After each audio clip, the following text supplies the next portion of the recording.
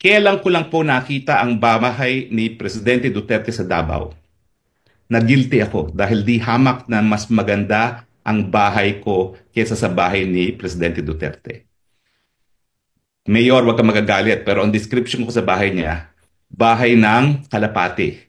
Kasi yung kwarto niya, nasa second floor, meron lang revolving stairways na napakakitid, pero memoryado rin niya yun. So, miski mahina na ang kanyang paglalakad ngayon, miski nakapikit, kaya niya umakyat doon dahil buong buhay niya doon siya tumira.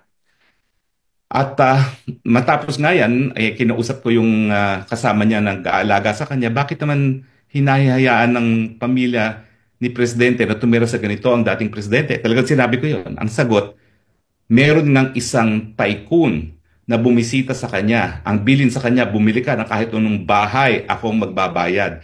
Ayaw talagang umalis ni Presidente Duterte sa kanyang pamamahay. At lalo pa akong napahanga sa pagkatao ni Presidente Duterte dahil dun nga siya na pinili niya na talagang manirahan sa tinatawag kong pigeon house. Kasi mukha talaga siyang pigeon house. Yung second floor niya, kwarto lang niya.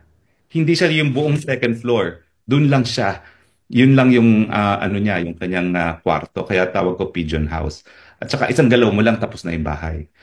Siguro wala pang 175 square meters yung floor area ng bahay na yun.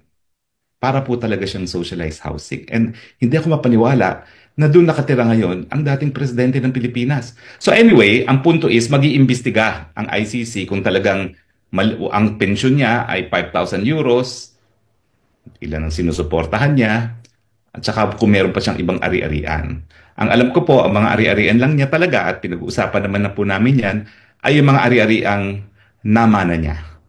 Okay? Sa kanyang tatay. Yung tatay po niya, I'm sure, meron din kaya, pero yun yung sa mga nakalipas na panahon na, no? Dahil naging governor naman yung tatay niya. Pero, napag-uusapan din naman namin yung kanyang, kumbaga, ari-arian, hindi po yan masyadong marami. At saka alam nyo naman sa Mindanao, ang balor ng mga property hindi mataas. So anyway, ibig sabihin, hindi pa po automatic yan.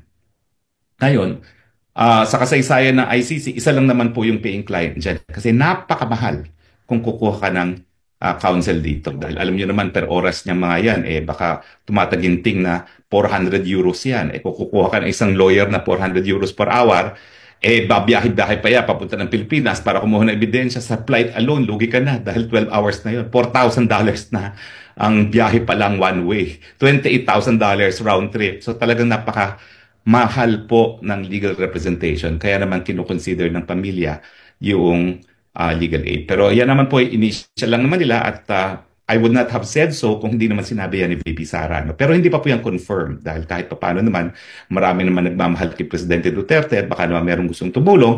Kasi syempre, kung effectively, dalawa lang yung abogado na magtatrabaho at iba naman mga batang abogado, syempre mas mabuti kung mas marami pang makakatulong. Pero ako, happy na ako sa legal aid. Even if baka hindi nga talaga ako mapili dahil kakaunti lang yung tao, dahil that will prove to the world na talagang hindi nagpa-yaman si Presidente Duterte. No?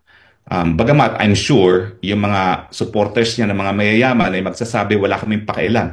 Kung may isang tycoon na sinabi dun sa kasama niya na wala akong pakialam kung ganong kamahal ng bahay na magustuhan niya, babayaran ko. I'm sure marami rin siyang mga supporters na willing magbigay ng pera at wala pong pagbabawal dahil wala na sa gobyerno ang ating Presidente Duterte. Di ba?